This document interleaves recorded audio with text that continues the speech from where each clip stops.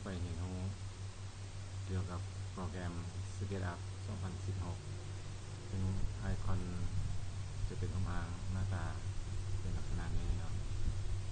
การเข้าไปก็คือเข้าไปหาโปรแกรมใช้อื่นๆคือเราดับเบิลคลิกเข้าไปแล้วมันจะเปิดหน้าโปรแกรมห้องมาให้เรา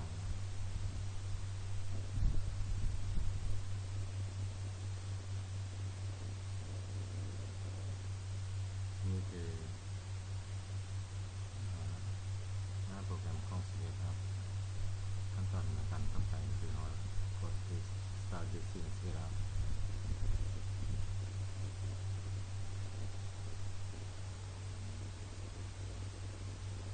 นี่คือหน้าต่างของโปรแกรม SketchUp ซึ่งโปรแกรม SketchUp นี้จะเป็นโปรแกรมที่ใช้แต้มลักษณะ 3D ที่มีเส้นเขา3เส้นเอาเบิ่งตามรูปภาพที่โปรแกรมแสดงออกมานี่คือเส้นสีฟ้าเป็นเส้นแนวทางตั้งนะเป็นแกน x เป็นแกน y นะแล้วเส้นสีแดงจะเป็นเส้นของแกน x เส้นสีเขียวจะเป็นเส้นแนวคมลึกจะเป็นเส้นของแกน z เราสามารถมุ่นถ้าเห็นได้ทิศทางต่างๆของรูปภาพที่เราจะแสดงเนาะเอามาฮู้เกี่ยวกับการสร้างเส้น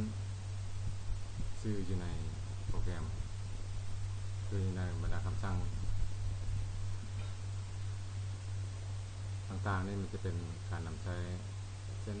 รูปภาพลักษณะต่างๆนะทีนี้เอามาความรู้ในการใช้เส้นสื่อที่เอิ้นกันว่าลายเนาะหลังจากที่เรากดเอาคำสั่งลายออกมาไอคอนมันจะแปลงเปลี่ยนมาเป็น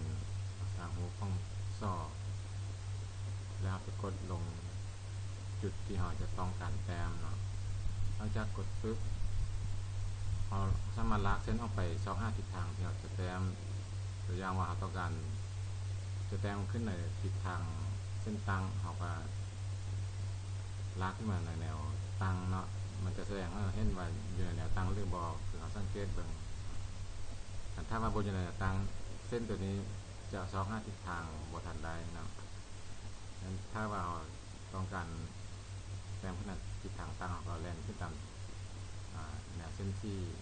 ฟ้าเนี่ยเป็นแกน y แล้วกำหนดความสูงของเส้นว่าเราจะแต้มเส้นนั้นขึ้นยาวเท่าใดแต่ก่อนที่เราจะรู้ว่าเราจะใส่แต้มจะใส่ความยาวของเส้นเท่าใดก็ต้องมาเบิ่งหัวหน่วยในการมาแทกมันเนาะคือเราเข้าวินโดว์เราลงมาModel Info เนาะ Model Info นี่จะเป็นบอลหัวหน่วยให้เราเลือกเนาะบอลให้เราเลือกหัวหน่วยในการแต้มซึ่งในบ้านเราจะนิยมการใช้หัวหน่วยเมตริกแล้วก็ในแบบของเรียนงานก่อสร้างเขาจะไม่เป็นมิลลิเมตรฉะนั้นเรากดเลือกมิลลิเมตรแล้วก็กดเข้าไปหลังจากได้หัวหน่วยเราก็และลากเส้นขึ้นไปตามแนวแกนที่เราต้องการจะแต้มขึ้นทางตั้งจะแต้มขึ้นทางแนวนอนจะตามแกน x หรือว่าจะตามแกน z ก็คือแล้วแต่แบบของเราจะแต้มเนาะตัวอย่างเรากำหนดขึ้นในแนวตั้งในความยาวสมมุติ500นะเราก็พิมพ์500เข้าไปพิมพ์500เข้าไปแล้วกด enter เส้นตัวนี้จะยาวเท่ากับ500มิลลิเมตรเนาะซึ่งเราก็สามารถบันทึกได้โดยการเข้าไปใส่คำสั่ง dimension กดจะส้นของเส้นนี่คือความยาวของเส้นยาวให้คำสั่งไปบางทีนี้เนาะอันนี้คือการใช้คำสั่งแต้มเส้นหรือว่าลายเนาะแบบของ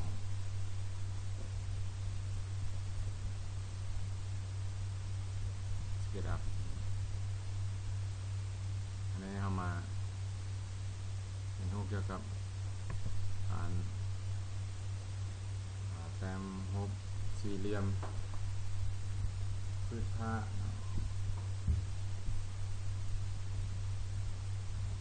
ซึ่งอยู่ในไอคอนนี่เราสามารถมาเลือกได้อยู่บนที่มีไอคอนเป็นรูปร่างของสี่เหลี่ยมนี่เนาะแล้วมันจะบอกว่าเป็น rectangle นะ rectangle นี่จะเป็นรูปสี่เหลี่ยมเอากดเอาคำสั่งออกมาจะเป็นรูปซ้อนแต่มีรูปสี่เหลี่ยมติดซ้อนออกมาเนาะก็เฮ็ดคือกันคือเก่าเนาะคือเรากดแล้วก็ลากออกไปแล้วกำหนดขนาดของแต่ละข้างเนาะเช่นว่าจะให้ได้รูปสี่เหลี่ยมมณฑลขนาด500คูณ500เราก็พิมพ์500จุด500แล้วก็ enter คือแต่ละข้างนี่จะเท่ากับ500เนาะสามารถลดแทรกเลยโดยเอาคำสั่งเดินเส้นออกมานี่คือเป็นรูปสี่เหลี่ยมมณฑลแล้วเนี่ยคำสั่งหนึ่งเนาะเพื่อให้ท่านเข้าใจว่าสเกลามันเป็นรูปแบบของรูปสามมิติเนาะท่านเขาจะก็ใช้คำสั่งที่ให้ท่านสังเกตเห็นได้เป็นให้เห็นความสูงความ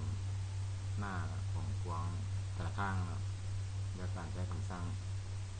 push or pull เนาะจะกดคำสั่งแล้วมาจับเนื้อที่เราแต้มไว้แล้วนั้นเราก็สามารถ push ก็ได้หรือ pull ก็ได้เนาะแล้วก็ใส่ขนาดเข้าไปตัวอย่างถ้ามันเป็นแต่ละข้างเท่ากับ500มันก็ใส่500เข้าไปเนาะเราก็สามารถปินเบิ่งเนาะสามารถปินเบิ่งแต่ละข้าง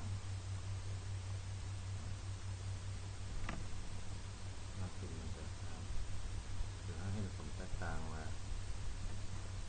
แต่ละข้างเป็นทางลักษณะได้เรามีความสูงของงูมีความหน้าของโฮเนาะมีความกว้างอันนี้คือการนำใช้คำสั่งพื้นฐานของโปรแกรม SketchUp เนาะเพื่อให้ท่านสังเกตว่าโปรแกรมนี้เราสามารถแต้มให้เป็นรูปเหมือนจริงได้เนาะซึ่งเราจะดัดบางบอนให้ท่านเห็นว่ามันมีการแตกต่างกันเนาะนี่เราจะไม่ให้ท่านเบิ่งว่า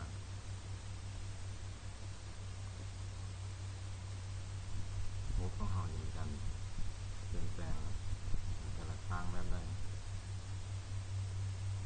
นี่เราจะปินให้ท่านเบิ่งว่าแต่ละด้านมันจะแตกต่างกัน